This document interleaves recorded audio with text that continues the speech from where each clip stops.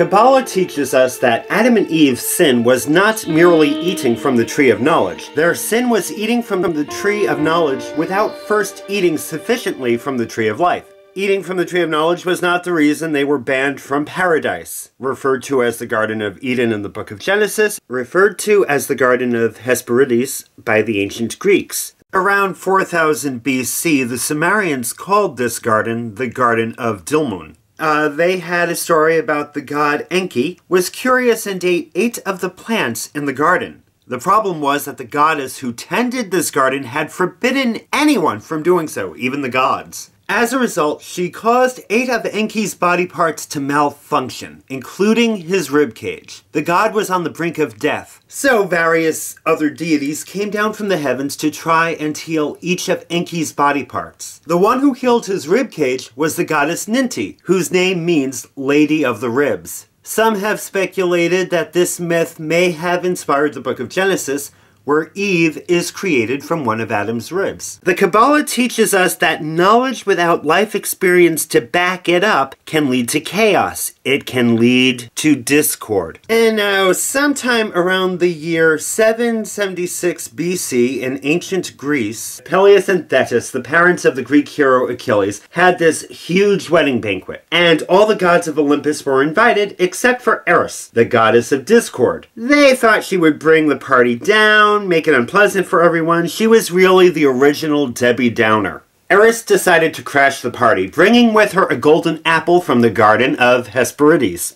And she threw said apple into the proceedings, offering it as a prize of beauty. Hera tried to claim the apple for herself, but Athena and Aphrodite also wanted it. I'm the prettiest! No, I'm the prettiest! No, I'm the prettiest! No, I am! No, I am! No, I am! They got into a huge catfight, and Zeus, the king of the gods, had to break them up. They then asked Zeus, which of us do you think is the prettiest and the most deserving of this golden apple? Okay, so Zeus was married to Hera, of course, so he didn't want to piss her off. But Athena was his daughter, so he didn't want to piss her off either, and Aphrodite was the oldest of all of them, so he didn't want to be called ageist. Besides, Aphrodite was also the goddess of beauty and love, so she kind of had a big head and really did believe that she should be considered the prettiest because of that.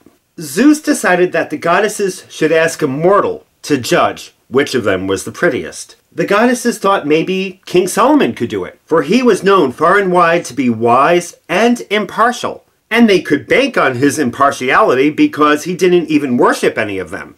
But Zeus realized they needed to find a mortal who wasn't just impartial, but also not that smart. They needed to find someone who would be dumb enough to alienate 2 goddesses. Especially since mortals couldn't really protect themselves from the wrath of the Olympians. He finally thought of one. There was a prince in the city of Troy named Paris. So one morning, as Paris was hunting in the forest, he found the 3 goddesses bathing in the spring of Ida. They turned and asked him to judge which of them was the fairest. As he inspected each one of them, they each tried to offer him a bribe. Hera offered to make him king of all of Europe and Asia. Athena offered wisdom and skill in war. And Aphrodite offered him Helen of Sparta, the undisputed most beautiful woman in the world at the time. And since Paris was inspecting 3 naked goddesses, the blood had drained from his brain and he was thinking with another organ of his body. So ruling Asia and Europe didn't really appeal to him. Skill in warfare, wisdom, nope, none of those things appealed to him. Helen of Sparta appealed to him. So Paris declared Aphrodite the fairest one of all. Of course, there was one teeny little problem. Helen was married to the king of Sparta at the time. Now, what happened next is up for debate. Homer claimed that Paris went to Troy in the guise of what was supposed to be a diplomatic mission and abducted Helen, taking her back to Troy. This, of course, led to the legendary Trojan War, which lasted for 10 years. And yeah, it was a mess, because the king of Sparta had a lot of allies, and they, of course, also got involved in this war. Like I said, it lasted 10 years. The gods all took sides and fought alongside the mortals. So, like, Aphrodite was on the side of the Trojans, Athena and Hera, feeling alienated by the Prince of Troy, took the side of the Spartans. Although Helen is oftentimes depicted as being raped by Paris, the Greek poetess Sappho argued that Helen willingly left her husband and their 9-year-old daughter to be with him. And at least 3 other ancient Greek authors denied that Helen even ever went to Troy. They claimed that Hera intervened and helped Helen escape Paris, who was indeed abducting her, and that she hid out in Egypt during the course of the Trojan War. Herodotus adds weight to this argument because he claimed to have traveled to Egypt where he interviewed the priests of the temple at Memphis, and they claimed they were the ones who hid Helen there until the end of the war when her husband came to get her and the 2 lovers were reunited at last.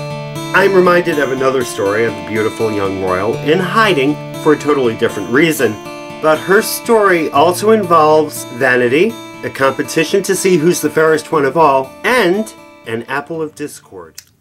So in 16th century Germany, there is a tale of a princess, Snowdrop, whose mother was insanely jealous of her beauty, youth, and vitality. The mother had always wanted to have the most beautiful child in the world. However, when the girl was around 8 years old, her father died, and the queen was now a widow. So the queen in her younger days, like Helen of Troy before her, had many suitors before she selected a husband. But the queen was now considered to be no longer of childbearing age. So her prospects weren't so great, and her daughter now became her competition. The queen told her royal huntsman to take Snowdrop out into the middle of the woods and there to kill her. But the huntsman couldn't do this, and told her to run for her life. And Snowdrop did just that. She ran until she came across the cottage of the 7 dwarves, 7 miners, and they agreed to hide her.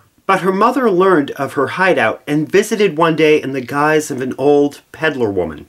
And somehow the queen had come into the possession of an apple from the garden of Hesperides. And she brought that apple along with her that day and gave said apple to Snowdrop. Snowdrop took 1 bite of the apple and began to choke on it and died. The queen ran off victorious. She had eliminated her rival. The miners came home that evening to find the body of Snowdrop, and they were unable to revive her. So they placed her in a glass coffin and kept watch over her in the middle of a meadow. One day, a king from a neighboring kingdom was returning home from crusade, and he and his men were riding through the forest, and they came upon the meadow where the miners were watching Snowdrop's casket. He was so taken by Snowdrop's beauty that he asked if he could purchase the casket with her in it and take it home. Okay, so the king didn't have the best taste in home decor, but whatever floats your boat. He wanted it for decoration. The dwarves initially said no, but after some haggling, the king finally offered them enough money that they couldn't refuse. On their way back home with the casket, the king's servants accidentally dropped the casket. Snowdrop vomited up the poison apple and came back to life. The king and Snowdrop were married soon after, and they invited her mother to the wedding. And the jealous queen was forced to wear a pair of red-hot iron slippers, and she was forced to dance until she fell to the floor dead. Snowdrop finally had her revenge and was safe from her wicked mother, and she and her king lived happily ever after. And a word to the wise: if you should ever stumble upon the garden of Hesperides, steer clear of the apple tree.